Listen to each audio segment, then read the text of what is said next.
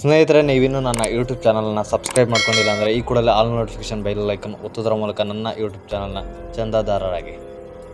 ಸ್ನೇಹಿತರೆ, ಆ ಪ್ರದೇಶದಲ್ಲಿ ಜಗತ್ತಿನ ಅತಿ ಹೆಚ್ಚು ಉಷ್ಣಾಂಶ ಹೊಂದಿದೆ. ಅಲ್ಲಿ ಬಡತನ ಅನ್ನೋದಕ್ಕಿಂತ ಕಿತ್ತು ತಿನ್ನೋ ಬಡತನ ಅಲ್ಲಿ ನೆಲೆಯೂರಿದೆ.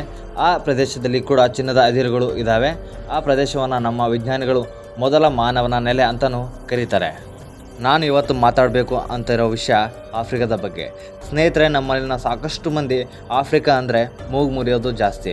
ಹಿಂಗಾಗಿನೇ ಅಲ್ವಾ ನಮ್ಮ ಜನಕ್ಕೆ ಗೋವಾ ಬಗ್ಗೆ ಗೊತ್ತಿರೋಷ್ಟು ಹಂಪಿಯ ವಿರೂಪಾಕ್ಷ ದೇವಾಲಯಗಳ ಬಗ್ಗೆ ಗೊತ್ತಿಲ್ಲ.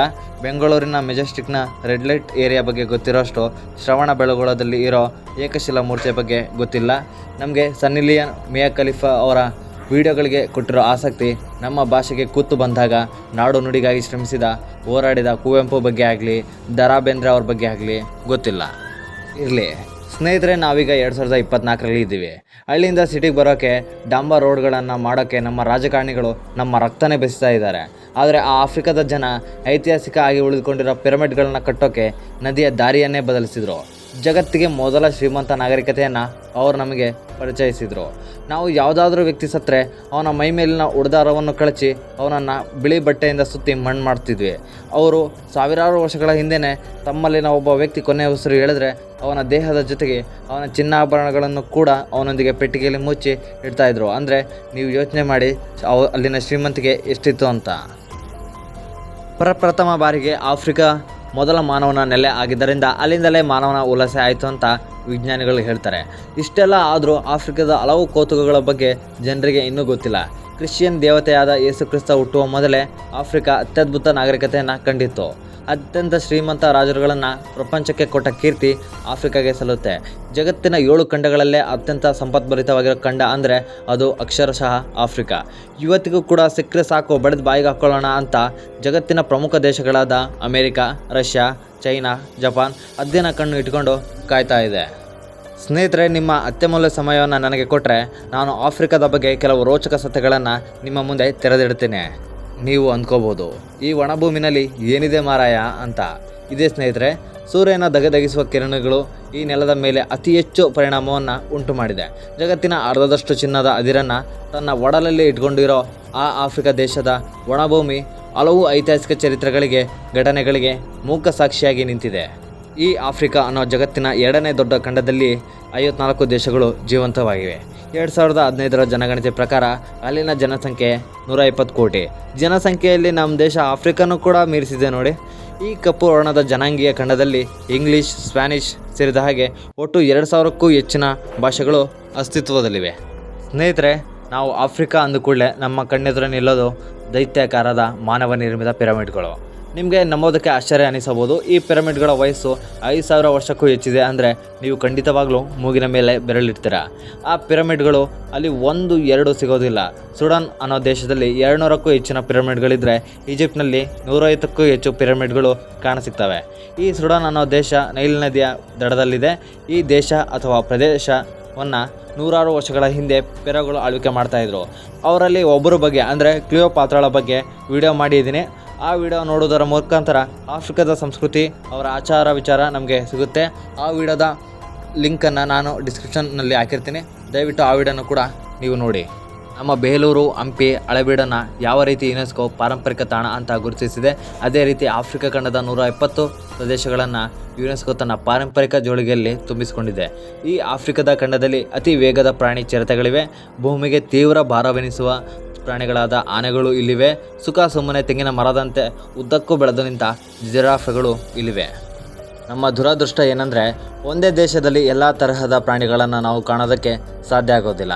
ಆದರೆ ಆಫ್ರಿಕಾ ಹುಲ್ಲುಗಾವಲು ಪ್ರದೇಶ ಆದ್ದರಿಂದ ಅಲ್ಲಿ ಗೆಂಡಮೃಗ, ಚೂಪಾದ ಕೊಂಬುಗಳನ್ನು ಹೊಂದಿರುವ ಖಡ್ಗಮೃಗಗಳು, ಚಿರತೆ, ಸಿಂಹ, ಹುಲಿ, ಕಾಡೆಮ್ಮೆಗಳು ಅತಿ ಹೆಚ್ಚು ಸಂಖ್ಯೆಯಲ್ಲಿ ನಮಗೆ ಸಿಗ್ತವೆ. ಆಫ್ರಿಕಾದಲ್ಲಿ ತರಾವರಿ ಸಹಸ್ರಾರು ಪ್ರಭೇದಗಳ ಪಕ್ಷಿಗಳು ನಮಗೆ ಕಾಣಸಿಗ್ತವೆ. ಅಲ್ಲಿನ ನೈಲ್ ನದಿಯ ಮೊಸಳೆಗಳು ಜಗತ್ತಿನ ಎಲ್ಲ ಮೊಸಳೆಗಳಿಗಿಂತ ದೈತ್ಯಾಕಾರದ ದೇಹವನ್ನು ಹೊಂದಿದೆ. ನಮ್ಮಲ್ಲಿ ಹೇಗೆ ಗಲ್ಲಿಗಲ್ಲಿಲು ಬೀದಿ ನಾಯಿಗಳು ಇರ್ತವೆ, ಹಾಗೆ ಅಲ್ಲಿ ಕಾಡಿನ ಪ್ರತಿ 1 ಕಿಲೋಮೀಟರ್ಗೆ 5 ಹಿಪ್ಪೋಪೊಟಮಸ್ ಪ್ರಾಣಿಗಳು ಸಿಗ್ತವೆ. ಅಲ್ಲಿನ ಜನ ಹುಲಿ, ಸಿಂಹ, ಚಿರತೆಗಳ ಬಾಯಿಗೆ ತುತ್ತಾಗಿ ಸಾಯೋದಕ್ಕಿಂತ ಹೆಚ್ಚಾಗಿ ಈ ಹಿಪ್ಪೋಪೊಟಮಸ್ ಪ್ರಾಣಿಗೆ ಬಲಿಯಾಗ್ತಾರೆ. ಈ ಹಿಪ್ಪೋಪೊಟಮಸ್ ಪ್ರಾಣಿ ಇದೆಯಲ್ಲ, ಇದು ನೋಡೋದಕ್ಕೆ ಎಷ್ಟು ಪೆದ್ದ ಇದೆಯೋ ಅಷ್ಟೇ ಕ್ರೂರತ್ವವನ್ನು ಹೊಂದಿದೆ. ಇದೇ ರೀತಿ ಜಲಚರ ಪ್ರಾಣಿ ಆದ ಚಿಕ್ಕ ಚಿಕ್ಕ ಮಕ್ಕಳಿಗೆ ಪ್ರಿಯವಾದ ಪ್ರಾಣಿ ಪೆಂಗ್ವಿನ್ ಪ್ರಾಣಿಗಳು ಈ ದೇಶದಲ್ಲಿ ಇದ್ದಾವೆ. ಆಫ್ರಿಕಾದಲ್ಲಿ ಸುಡು ಬಿಸಿಲಿನ ಧಗೆ ಏರೋದು ಇದೇ ಜುಲೈ ತಿಂಗಳಿನಲ್ಲಿ. ಆಗ ಪ್ರಪಂಚದಲ್ಲೇ ಅತ್ಯಂತ ಅಪಾಯಕಾರಿ ಮಾರಾ ನದಿಯನ್ನು ದಾಟಿ ತಾಂಜೇನಿಯಾದಿಂದ ಕೆನ್ಯಾ ದೇಶಕ್ಕೆ ಈ ವೈಲ್ಡ್ ಬೀಸ್ಟ್ಗಳು ಲಕ್ಷಾಂತರ ಸಂಖ್ಯೆಯಲ್ಲಿ ಮಾರಾ ನದಿಯನ್ನು ದಾಟುತ್ತವೆ. ಈ ಅಮೋಘ ನಯನ ಮನೋಹರವಾದ ದೃಶ್ಯವನ್ನು ನೋಡೋದಕ್ಕೆ ಪ್ರಪಂಚದ ಮೂಲೆ ಮೂಲೆಯಿಂದ ಪ್ರವಾಸಿಗರು ಧಾವಿಸಿ ಬರ್ತಾರೆ. ವೈಲ್ಡ್ ಬೀಸ್ಟ್ಗಳನ್ನು ನೋಡೋದಕ್ಕೆ ಸಫಾರಿಗೆ ಹೋಗೋ ವೆಹಿಕಲ್ಗಳು ತುಂಬ ಸುರಕ್ಷಿತವಾಗಿ ತಯಾರಾಗಿ ನಿಂತಿರುತ್ತೆ. ಇನ್ನು ನಾವು ಸ್ಕೂಲು ಕಾಲೇಜುಗಳಲ್ಲಿ ಓದಿದ ಪ್ರಪಂಚದ ಅತ್ಯಂತ ಉದ್ದವಾದ ನೈಲ್ ನದಿ ಇದೇ ಆಫ್ರಿಕಾ ಖಂಡದಲ್ಲಿದೆ. ಇಲ್ಲಿನ ವಿಕ್ಟೋರಿಯಾ ಜಲಪಾತ ಪ್ರಪಂಚದ 7 ಅದ್ಭುತಗಳಲ್ಲಿ ಒಂದು ಅಂತ ಅನಿಸಿಕೊಂಡಿದೆ. ಈ ಜಲಪಾತಗಳಲ್ಲಿ ನೀರು ಧುಮುಕುವ ಸದ್ದು ಸುಮಾರು 40 ಕಿಲೋಮೀಟರ್ ದೂರದಲ್ಲಿ ಕೇಳಿಸುತ್ತೆ ಅಂದರೆ ನಿಜಕ್ಕೂ ಅದ್ಭುತ ಅಲ್ವೇ? ಚಿತ್ರ ಏನು ಗೊತ್ತಾ? ಆಫ್ರಿಕಾದಲ್ಲಿ ಅತಿ ಹೆಚ್ಚು ಬಳಕೆಯಲ್ಲಿರೋ ಭಾಷೆ ಅಥವಾ ಅತಿ ಹೆಚ್ಚು ಜನ ಮಾತನಾಡುವ ಭಾಷೆ ಅರಬಿಕ್. ಆದರೆ ಅಲ್ಲಿ ಮಾತೃಭಾಷೆ ಅಂತ ಗುರುತಿಸಿಕೊಂಡಿರೋದು ಇಂಗ್ಲೀಷ್. ಇನ್ನೊಂದು ವಿಚಿತ್ರ ಏನಪ್ಪ ಅಂದರೆ ಫ್ರೆಂಚ್ ಭಾಷೆಯನ್ನು ಮಾತನಾಡುವ ಫ್ರಾನ್ಸ್ ದೇಶಕ್ಕಿಂತ ಈ ಆಫ್ರಿಕಾದಲ್ಲಿ ಇದ್ದಾರೆ. ಈ ದೇಶಗಳಲ್ಲಿ ಭಾಷೆಗಳಿಗೇನು ಬರ ಇಲ್ಲ. ಜಗತ್ತಿನ ಪ್ರಮುಖ ಭಾಷೆಗಳು ಆಫ್ರಿಕಾ ಖಂಡದ ಜನರ ನಾಲಿಗೆಯಲ್ಲಿ ನೆಲೆ ಊರಿದೆ. ಆಫ್ರಿಕಾದ ಗಣಿಗಳ ಒಡಲಲ್ಲಿ ಅದೆಷ್ಟು ಚಿನ್ನ ಇದೆ ಅಂದರೆ ಜಗತ್ತಿನ ಅರ್ಧದಷ್ಟು ಚಿನ್ನ ಇಲ್ಲಿಂದಲೇ ಸಿಗುತ್ತೆ ಅಂದರೆ ನಿಮಗೆ ಆಶ್ಚರ್ಯ ಆಗುತ್ತೆ. ವಜ್ರ, ಮ್ಯಾಂಗನೀಸ್, ರೂಬಿ, ಕಬ್ಬಿಣ ಹೀಗೆ ಹಲವಾರು ಖನಿಜ ಸಂಪತ್ತುಗಳನ್ನು ಇಲ್ಲಿ ಎಕ್ಕಿ ತೆಗೆಯಲಾಗ್ತಾ ಇದೆ. ಜಗತ್ತಿನ 90% ಪ್ಲಾಟಿನಂ ಲೋಹ ಸಿಗೋದು ಈ ಖಂಡದ ಗಣಿ ಪ್ರದೇಶಗಳಲ್ಲೇ.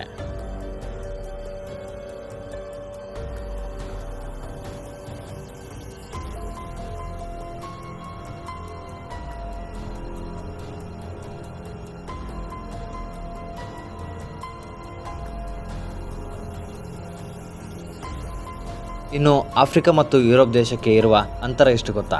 ಕೇವಲ 9 ಕಿಲೋಮೀಟರ್ಗಳು ಅಷ್ಟೇ. ಆಫ್ರಿಕಾ ಮತ್ತು ಯುರೋಪ್ ಖಂಡದ ಮಧ್ಯೆ 9 ಕಿಲೋಮೀಟರ್ಗಳ ಅಂತರ ಇದೆಯಲ್ಲ, ಇದನ್ನು ಅಟ್ಲಾಂಟಿಕ್ ಸಾಗರ 2 ದೇಶಗಳಾಗಿ ಬೇರ್ಪಡಿಸಿದೆ. ಸ್ನೇಹಿತರೆ, ನಮ್ಮ ಭಾರತ ದೇಶದಲ್ಲಿ ಅತಿ ಹೆಚ್ಚು ಅವಳಿ ಮಕ್ಕಳ ಜನನ ಎಲ್ಲಿ ಆಗುತ್ತೆ ಅಂತ ಕೇಳಿದ್ರೆ ನಾವು ಕೇರಳ ಅಂತ ಹೇಳ್ತೀವಿ. ಅದೇ ರೀತಿ ಪ್ರಪಂಚದಲ್ಲಿ ಅವಳಿ ಮಕ್ಕಳ ಜನನ ಜಾಸ್ತಿ ಎಲ್ಲಿ ಆಗುತ್ತೆ ಅಂತ ಕೇಳಿದ್ರೆ ಅದು ಆಫ್ರಿಕಾ ಖಂಡದ ನೈಜೀರಿಯಾ ದೇಶದಲ್ಲಿ. ಆದರೆ ಅಲ್ಲಿ ತುಂಬ ವರ್ಷಗಳ ಹಿಂದೆ ಅವಳಿ ಮಕ್ಕಳ ಜನನ, ಆದರೆ ಆ ಮಕ್ಕಳನ್ನು ಕೊಲ್ಲುವ ಒಂದು ಹೀನ ಪದ್ಧತಿ ಅಲ್ಲಿ ಜಾರಿಗೆ ಇತ್ತು. ಅಲ್ಲಿ ಕೂಡ ಮಾಟ ಮಂತ್ರಕ್ಕೆ ಏನು ಕಮ್ಮಿ ಇಲ್ಲ. ಅಲ್ಲಿ ಕೂಡ ಮೂಢನಂಬಿಕೆಗಳ ಆಚರಣೆ ಈಗಲೂ ಕೂಡ ಇದ್ದಾವೆ. ಇನ್ನು ಸೆನೆಗಲ್ ಅನ್ನೋ ದೇಶದಲ್ಲಿ ನಾವು ಗುಲಾಬಿ ಬಣ್ಣದ ಸಮುದ್ರವನ್ನು ಕಾಣಬಹುದು. ಅದನ್ನು ಲೇಕ್ ರೋಸ್ ಅಂತ ಕರೀತಾರೆ. ಈ ಬಣ್ಣ ಬರೋದಕ್ಕೆ ಕಾರಣ ಅಲ್ಲಿನ ಬ್ಯಾಕ್ಟೀರಿಯಾಗಳು ಅಂತೆ. ರಾವಣ್ ಅನ್ನೋ ದೇಶದಲ್ಲಿ ಪ್ಲಾಸ್ಟಿಕ್ಕನ್ನು ಸಂಪೂರ್ಣವಾಗಿ ನಿಷೇಧಿಸಲಾಗಿದೆ. ಈ ದೇಶದಲ್ಲಿ ಮುಂಡಾರಿ ಅನ್ನೋ ಜನಾಂಗ ಇದೆ. ಅವರು ನಮ್ಮ ಭಾರತ ದೇಸಿ ಕಾಂಗ್ರೆಸ್ ತಳಿಯನ್ನು ಅವರು ಪಾಲನೆ ಮತ್ತು ಪೋಷಣೆ ಮಾಡ್ತಾರೆ.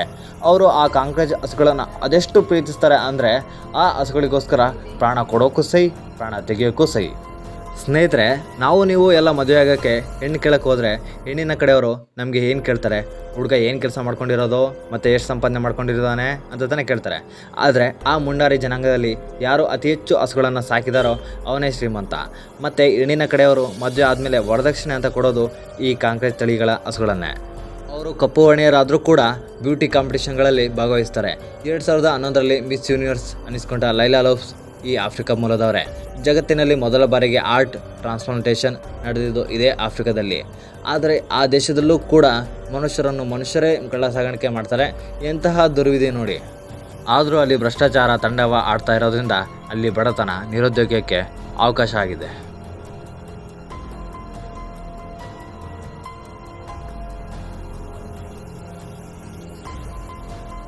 ಸ್ನೇಹಿತರೆ, ನಿಮಗೆ ಈ ವಿಡಿಯೋ ಇಷ್ಟ ಆಗಿದರೆ ಲೈಕ್ ಮಾಡಿ, ಸಬ್ಸ್ಕ್ರೈಬ್ ಮಾಡಿ, ಶೇರ್ ಮಾಡಿ. ಮತ್ತೆ ಇಂಥದ್ದೇ ಒಂದು ಕುತೂಹಲಕಾರಿ ವಿಡಿಯೋಗಳನ್ನು ನಿಮ್ಮ ಮುಂದೆ ತಂದಿರ್ತೀನಿ. ಅಲ್ಲಿ ತನಕ ಜೈ ಹಿಂದ್, ಜೈ ಕರ್ನಾಟಕ.